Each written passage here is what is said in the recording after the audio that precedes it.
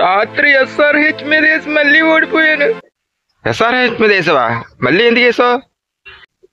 అంటే వరుసగా 3 మ్యాచ్లు ఓడిపోయింది కదా, ఈసారి నెగ్గేద్దని వేసాను. వరుసగా 3 మ్యాచ్లు ఓడిపోయింది, ఈసారి నెగ్గేద్దని వేసావా?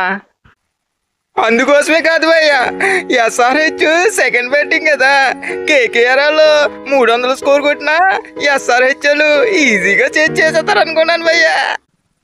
అబ్బా, అంత లాజిక్లు ఆలోచించావు నువ్వు. మరి కేకేఆర్ కూడా 2 మ్యాచ్లు ఓడిపోయారు కదా, ఈ మ్యాచ్ కొట్టరని నువ్వెలా గెట్ చేసావు? ఇంకో విషయం చెప్తా నేను, కేకేఆర్లా కాదు మిగతా ఉన్న టీముల్లో కూడా ఆడేది ఇంటర్నేషనల్ ప్లేయర్లే, గుటి బిల్ల ఆడుకునే వాళ్ళు కాదు. నిజమే భయ్యా, ఇంత ఆలోచన రాలేదు నాకు. అయినా మనం అనుకున్నట్టు అన్నీ జరిగిపోతే ఇంకెందుకు కానీ ఈ బెట్టింగ్లు గిట్టింగ్లు మానేసి కష్టపడి ఏదైనా పని చేసుకో వెళ్ళు. లేదు భయ్యా, ఈరోజు లక్నోకి ముంబైకి మ్యాచ్ ఉంది.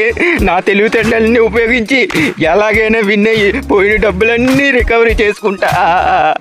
సరే కానీ ఎక్కడికి అలా పరిగెడుతున్నావు? ఒకళ్ళని అప్పటికని భయ్యా అప్పిస్తానన్నారు తెచ్చుకోవడానికి.